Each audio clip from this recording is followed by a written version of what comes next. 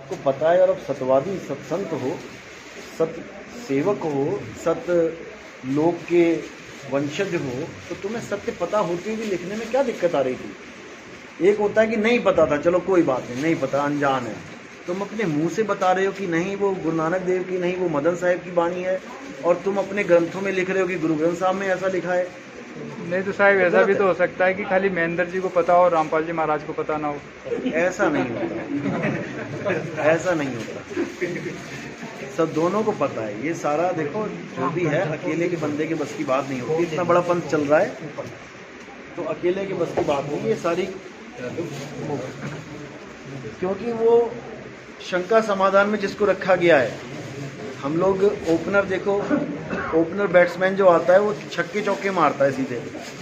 Opener में हम किसी बॉलर को नहीं उतारते कि जा भाई तुम ओपनिंग कर दो। ओपनर होता है धुआंधार बल्लेबाज।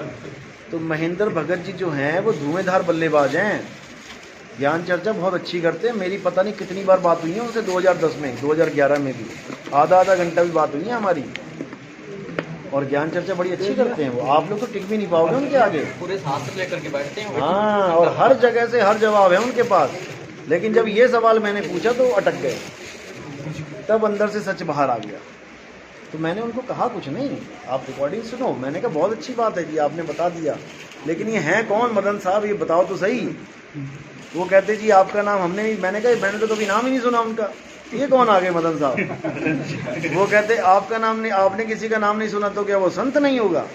अरे भाई ठीक है, मान के संत होगा, लेकिन बताओ तो सही। जब तुम्हें नाम पता है तो एड्रेस भी पता होगा।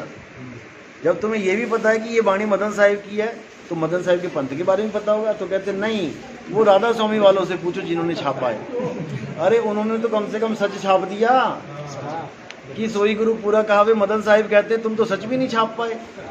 तुम सच ही छाप जाते, मैं छाप देते, तब भी मैं तुम्हारे गुणगान गाता। मैं तो आज भी राधा स्वामी के गुणगान गाता हूँ कि एक किताब में लिखा है गुरु ग्रंथ साहब में लिखा है, और दूसरी में पता लग गया तो लिख दिया मदन साहिब ने लिखा है। वो तो छोड़ो, पूरी मदन साहिब का ग्रंथ छाप दिया उन्होंने मेरे कहने पे। 4 साल की मेहनत लगी है इसमें। 4 साल तक उनके पाठियों को पकड़ पकड़ के सवाल पूछे मैंने कि तुम्हारी किताब में ये दोहा लिखा है, सोई गुरु पूरा कहाए 2 अक्षर का भेद बताए, और तुम नाम देते हो 5, और ऊपर से लिखा है मदन साहिब कहते हैं, और मदन साहिब के बारे में तुम्हें ABCD नहीं पता। जिन संत का तुमने नाम छाप रखा है, तुम्हें उस संत के बारे में नहीं पता, तो काहे छाप दिया तुम लोगों ने? ऐसे क्यों छाप दिया? तब जब 4 साल तक जहाँ पे भी मैं जाता था, डेरे, पता है आपको ये सब डेरे जो बने हुए छोटे छोटे, यहाँ पर पाठी होते हैं, पाठ करते हैं। तो वहाँ पर कभी पाठी को कभी किसी को मिल के मैं लिखवा देता था कि भाई ये मेरा क्वेश्चन है, बाबा जी से पूछना, क्योंकि उनकी मीटिंग होती है जो भी। वो जब क्वेश्चन ज़्यादा बार हो गया ना वहाँ पे, तो हार के उनको ये ग्रंथ छापना पड़ा। ये छापना पड़ा क्योंकि पाठियों ने बार बार जाके ये पूछा, तो उनको छापना पड़ा। और अगर मैं ना कोशिश करता, ये 200 साल और ना छापते। 200 साल तो हो गए इनके पंथ को लगभग। अब जाके इनको याद आया कि मदन साहिब भी कोई संत है, इनकी वाणी भी छाप देते हैं भाई। और क्या कहते हैं कि ये किताब हमें दिल्ली लाइब्रेरी में मिली पड़ी। बताओ, दिल्ली की लाइब्रेरी में पड़ी, मिली इनको किताब, और दोहा पहले ही मिल गया इनको। दिल्ली में किताब मिली बाद में, और दोहा पहले ही मिल गया इनको। पता नहीं कहाँ पड़ा मिल गया दोहा, कहीं सड़क पे। तो ऐसे ये लोग भ्रमित करते हैं, क्योंकि इन लोग को पता है कि ये पंथ का अगर उजागर कर दिया ना तो एक नहीं बचेगा वहाँ पे।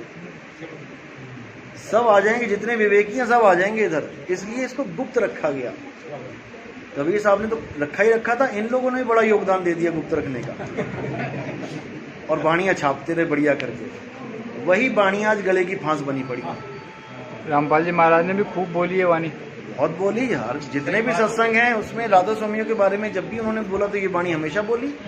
सतनाम के 2 अक्षर को यहीं से तो बता रहे हैं, ओम सोम को यहीं से तो बता रहे हैं 2 अक्षर। लेकिन इसमें भी चक्कर ये पड़ गया कि सोई गुरु पूरा कहावे 2 अक्षर का भेद बताए। उन्होंने भेद तो बताया नहीं और जपवा दिया। देखो, 2 अक्षर का भेद बताए, और भेद पता होते ही आपको निज घर भी मिल जाएगा। तीसरे अक्षर, तीसरे नाम की जरूरत नहीं पड़ेगी। सोई गुरु पूरा कहावे 2 अक्षर का भेद बतावे, एक छुड़ावे एक लखावे। नकली घर छुड़वा दिया, असली घर लखा दिया, तब प्राणी निज घर को जावे। बताओ तीसरा नाम कहाँ लेना है, कौन सा तीसरा नाम, तीसरा अक्षर? इसी को साहिब ने कहा, कबीर साहब ने कहा, कबीर अक्षर 2 भाख, होगा खसम तो लेगा राख। भाग के बता, 2 अक्षरों के बारे में ज्ञान है कि नहीं? 2 अक्षरों का भेद पता है कि नहीं? भाग के बताओ। ये नहीं कि वो पार ब्रह्म में मिलेंगे जाके, पार ब्रह्म में कुछ नहीं मिलेगा जाके। तो वो 2 अक्षर यहीं मिलेंगे, यहीं बताए जाएंगे, यहीं सत्य सत्य का निर्णय होगा, यहीं पे तुम कागा से हंसा बनोगे, सब कुछ यहीं होगा। अब हूँ मिला तो तब हूँ मिलेगा, नहीं तो जमपुर वासी। आज प्यास बुझ गई आपकी, अगर रात में पानी पी के सोओगे तो 99% चांस होते हैं कि आपको प्यास नहीं लगेगी। बाय चांस होता है जिसको रूटीन में ही है, जो बेचारा रात को उठ के पानी पीता ही है। और एक दिन पूरा दिन पानी मत पीना और रात में सो जाना। समुद्र के बीच में खड़े मिलोगे और पानी पी रहे होगे लेकिन गला गीला नहीं होगा। थक जाओगे पानी पी पी के कि यार गला क्यों नहीं गीला हो रहा, और फिर एकदम उठोगे कहोगे अरे बाप रे प्यास यहाँ लगी हुई है, पानी मैं वहां पी रहा हूँ, वहां पी के नहीं गला गीला होगा, यहीं गीला करना पड़ेगा तुम्हें। अब हूँ मिला तो तब हूँ मिलेगा, नहीं तो जमपुर वासी। तो ये लोग तुम्हें जमपुर में भेज रहे हैं क्योंकि अभी इनके बस की बात नहीं कि यहाँ मिलवा दे तुम्हें परमात्मा से। तुम्हें मृत्यु की आस दे रखी है, तुम मरोगे मैं लेने आऊंगा, तुम्हें लेके जाऊंगा, बस इसी आस में मर जाना है। बिल्कुल गलत है। अरे अकेले वही नहीं कहते भाई, सारी दुनिया के गुरु यही कहते हैं, मैं ही लेने आऊंगा। एक तो गुरु कारों में घूम रहा है, वो लेते आए कारों में लेने आता है, सुना है मैंने। गड्डी आ गई बाबा जी दी, वो कारों में लेने आ रहे हैं। क्यों आ रहे हैं कारों में लेने? जीव मर रहा है, दादी माँ मर रही है और कह रही है बाबा जी दी गड्डी आ गई। क्यों आ गई गाड़ी? क्या गाड़ी में जाएंगे वहां सतलोक? क्या वहां पे सड़कें हैं क्या सतलोक में? वो क्यों आ गई? क्योंकि सारी उम्र इस दिमाग में क्या डाला गया, बीबी जी लाइन से लग जाओ, बाबा जी आ रहे गड्डी से। अब बाबा जी की आस कहाँ है? गड्डी, ओ आ रही गड्डी, गड्डी आ रही गड्डी, ओ गड्डी मरते दम तक नहीं छूटती। मरते दम तक वो गाड़ी नहीं छूटती, तो दिमाग में घुस गई है। बस यही है कल्पना, काल काल सब कोई कहे, काल न चीने कोई, और जितनी मन की कल्पना काल कहावे सोए। इसीलिए कल्पनाओं से रहित हो जाओ, कल्पनाओं में रहना ही नहीं है। आप क्या पूछ रहे थे भगत जी? साहब जी, आपका सत्संग सुनने के बाद वो बात समझ में आई, वो बोला नहीं जा सकता, नहीं जा सकता, उस तभी तो मैंने मधु परमहंस जी को छोड़ा। फिर बाद में वो ये कहते हैं कि भाई शरीर छोड़ने के बाद मैं आऊँगा और सतलोक लेकर जाऊँगा। बिल्कुल गलत है। फिर जब आपका सत्संग सुनने के बाद फिर बाद में सारी बातों का पता चला।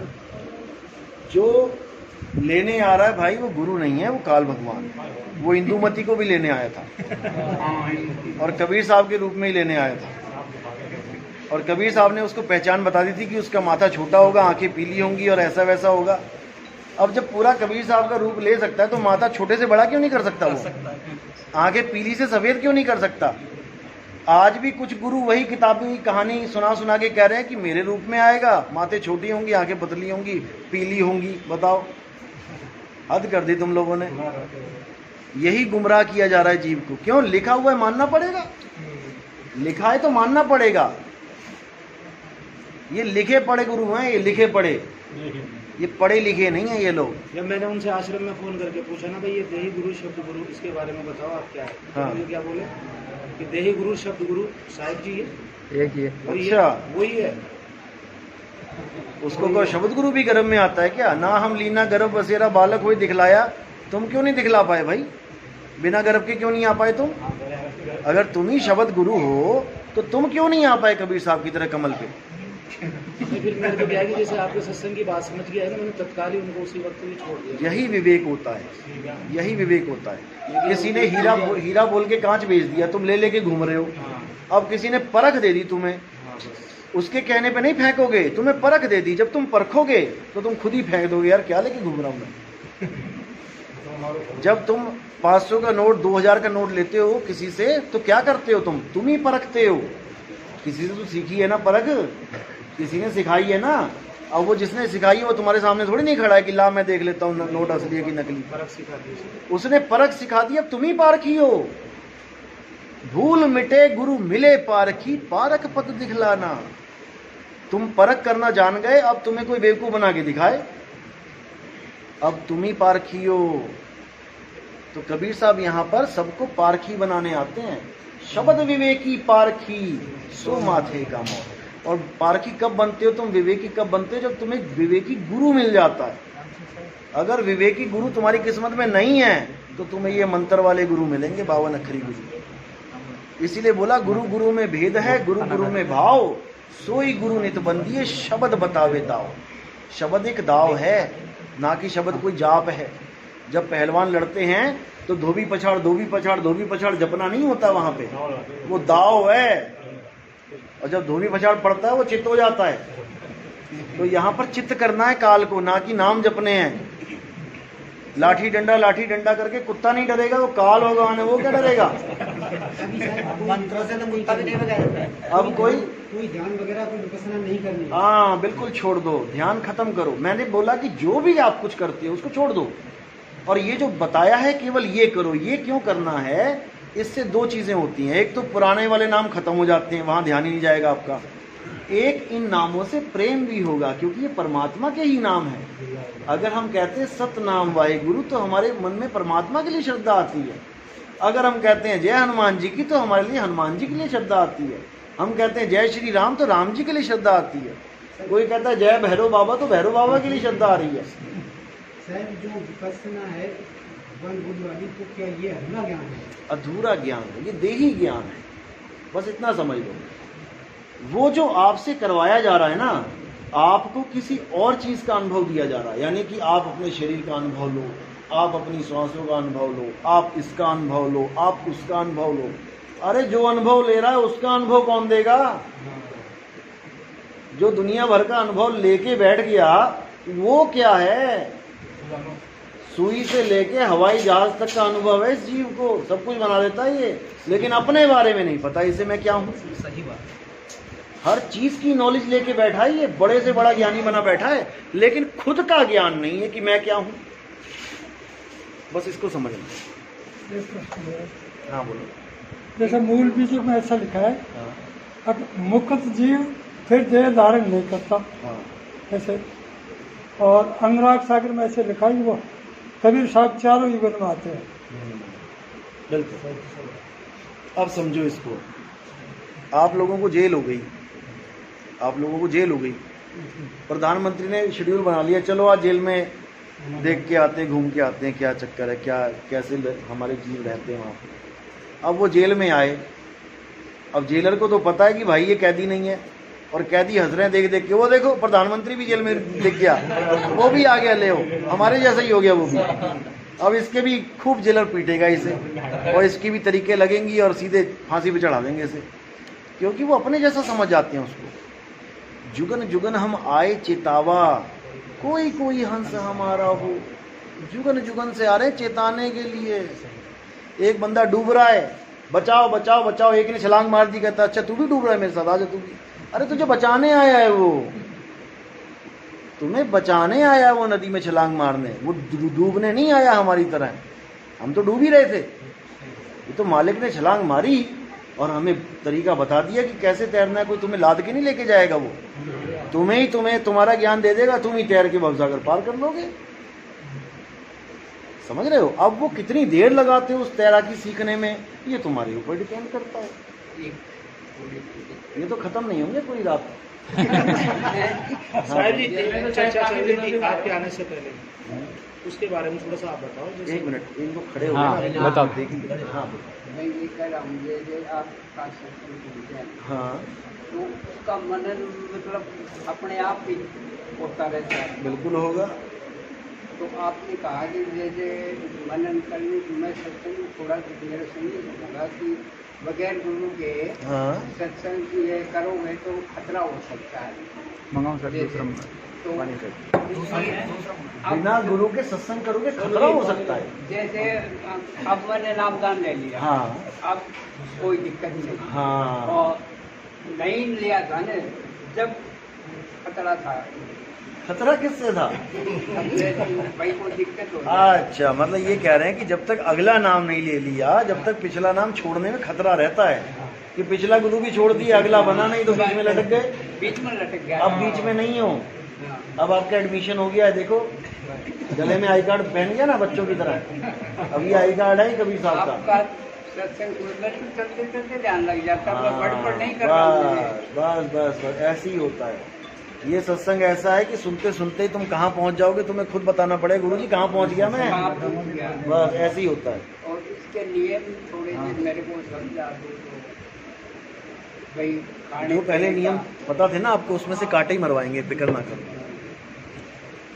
नियम नॉर्मल है हमारे, मीट मांस दारू अंडा शराब वो तो जर्दा गांजा भांग ये सब नहीं, ठीक है। उसके बाद लॉटरी वॉटरी नहीं खेलनी है, नहीं, ये ताश नहीं। जुआ नहीं खेलनी है, ना ना ठीक है। देवताओं का प्रसाद नहीं खाना होता हमारे, पूजा भी नहीं करनी होती। देवताओं से कोई बैर नहीं है हमारा, देवता सब अच्छे हैं।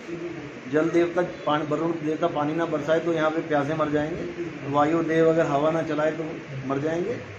लेकिन हमारे यहाँ विदेही का ज्ञान है, हमारे यहाँ देही का ज्ञान नहीं है। हम लोग शरीरों की पूजा नहीं करते, गुरु की भी पूजा करते हैं तो हम लोग शब्द गुरु की पूजा करते हैं। देखने में लगेगा कि ये गुरु की पूजा कर रहे हैं शरीर की, लेकिन वो शरीर की पूजा नहीं हो। जो अभी नहीं समझा है वो समझ भी नहीं पाएगा, ठीक है।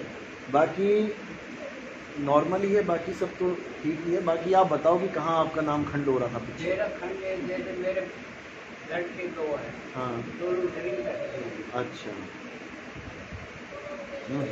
और कभी कभी अच्छा, दूसरी सब्जी मत बोलो ना उसको।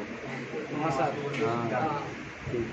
तो और एक बहू है मेरे, वो मतलब माता की माता की पूजा पूजा करती है। मैंने कई बार मना किया कि मेरे को पूजा नहीं, आपका हक नहीं बनता मना करने का। बच्चा 5वीं में आप मना करोगे नहीं तो 10वीं में एडमिशन ले ले, अरे करने दो उसे, आएगी धीरे धीरे। इसलिए मैंने कहा था वो तो कहते मैं गलत में हो जाऊँ, आपको किसी के साथ कुछ बोलने की जरूरत नहीं मैं है। वैसे भी नहीं बोलता, मैं हाँ। सारे दिन अपने देखो, समझदार को एक बार समझाया जाता है। आपने बहू को समझाया, अगर बहू ने पलट के जवाब दे दिया, इसका मतलब अभी वो नहीं समझेगी, छोड़ दो उसको उसकी हालत पे। वो खुद ही धीरे धीरे धीरे करती करती किसी दिन रामपाल जी का सत्संग सुन लेगी, समझने लग जाएगी वो भी। और क्या, आपका नहीं सुनेगी और क्या। साहिब 2-4 कल बताएंगे माता के, वो समझने लग जाएगी। अच्छा ऐसे, अच्छा ऐसे। साहिब कल फोन आया था सुरेश दास जी का, वो पूछ रहे थे कि जो गांव है उसके गांव में जैसे मंदिर वगैरह या देवी देवताओं के लिए कुछ पैसा इकट्ठा करते हैं तो उसमें वो सहयोग। देखो ऐसा होता है, ये आपका अपना फैसला होता है, क्योंकि गांव में मंदिर भी बहुत जरूरी है। अगर LKG UKG नहीं होगी तो आगे कैसे बात बनेगी भाई। गांव के लड़के, गांव के बच्चे अगर मंदिर नहीं जाएंगे तो कहाँ जाएंगे? फिर जाएंगे पुल के नीचे ताश खेलने, कहीं तो जाएंगे। तो भैया देवी देवताओं के पास जा रहे हैं, 3 गुणों की पूजा कर रहे हैं, कुछ तो कर रहे हैं, तो उसमें सहयोग कर सकते हैं ना। उसमें कर सकते हैं, उसमें कोई दिक्कत नहीं। वो आपकी मर्जी है, हमारे बंधन नहीं है ऐसा। वो आप देखो कि मांगने वाले जो आए हैं, जो लेने वाले आए हैं, वो सच में बनाएंगे मंदिर ही अपना मंदिर बना के बैठ जाएंगे। वो आपने देखना पड़ेगा आपको, क्योंकि ऐसे कई लोग पर्चियां लेके घूमते हैं लंगर की और काट भी लेते हैं। जब पूरा बाजार वहाँ लंगर खाने जाता है तो देखता है वहाँ कुछ है ही नहीं। वो 20-25 रुपए में छप जाती हैं वो कॉपियाँ लंगर वाली, 100-100 रुपए भी मिले, 10-10 रुपए मिले, उनका तो काम हो गया। तो ये आपने परख करना है। जी पहले मैं भी घर वालों को बना कर देखो मैं फिर कह रहा हूँ, मूर्ति पूजा का मतलब ये नहीं होता कि मूर्ति पूजा बिल्कुल गलत है। वो शुरुआत है, वो भक्ति की शुरुआत है। क्या धर्मदास जी नहीं करते थे? करते थे। क्या मीराबाई नहीं कर रही थी? कर रही थी भाई। पहले जड़ से प्रेम होता है, तब धीरे धीरे उसका ज्ञान होता है चेतन का। अब तुम जड़ से ही प्रेम नहीं कर रहे हो, तुम तो बिल्कुल ही जीरो हो, फिर क्या समझाओ किसी को? तो पहले ब्रह्मा विष्णु महेश जी से प्रेम करने दो उनको बताओ उनके बारे में और अच्छी तरह उनसे सवाल पूछो कि शंकर जी की पूजा करते हुए शंकर जी किसकी पूजा कर रहे हैं, उनके दिमाग में बीज डालो। फिर वो खुद पंडित जी से पूछेंगे, पंडित जी ये किसकी पूजा कर रहे हैं? पंडित जी क्या कहेंगे? विष्णु जी ब्रह्मा जी की कर रहे हैं, ब्रह्मा जी शंकर जी की कर रहे हैं, शंकर जी विष्णु जी की कर रहे हैं। यही जवाब उनको पूछो, ये तो वहां से गुप्त वहां प्रकट हो जाते हैं एक दूसरे के पास। ये पूजा क्यों करेंगे एक दूसरे की? पूजा उसकी की जाती है जिसको मिलना चाहते हो और मिल नहीं पा रहे हो। भाई शंकर जी देखो यहाँ पे गुप्त हुए, ब्रह्मा जी के पास पहुंच गए, ब्रह्मा जी वहां से गुप्त हुए, विष्णु जी के पास पहुंच गए। ये तो एक दूसरे के पास पहुंच सकते हैं, दूसरे को नमन कर रहे हैं। तो ये एक दूसरे की पूजा क्यों करेंगे भाई? पूजा ये किसी और की कर रहे हैं जो किसी को पता नहीं है। वो कब पता लगेगा? जब आप शिव जी के ग्रंथ पढ़ोगे, शंकर जी के ग्रंथ पढ़ोगे। शिव सर्वोदय पढ़ोगे, गीता पढ़ोगे, तब समझ में आएगा कि ये चल क्या रहा है, नहीं तो नहीं समझ पाओ। एक बात ये भी साइड की आत्मज्ञान होने वाले से प्रसाद ले हो या जाओ, नहीं क्या फर्क पड़ने वाला है। हाँ, ये भी यही बात है, बिना भाव के अगर लो कोई फर्क नहीं पड़ने वाला। तो मैंने ऑप्शन दे तो रखी है, सही भाव का ले सकते हैं। हाँ, लेकिन जहाँ पर कोई ऑप्शन ना हो, हाँ हाँ जहाँ पे तुम्हारे खास ससुर जी कहें लो बेटा ये प्रसाद, नहीं लोगे तो तलाक के कागज रखे हुए हैं, तो भैया बंदगी करो और खाओ चुप करके, क्यों घर तुड़वाना अपना। ऐसा ही होता है। पहले मैं भी मना करता था, लेकिन अब आपका सत्संग सुनने के बाद हाँ।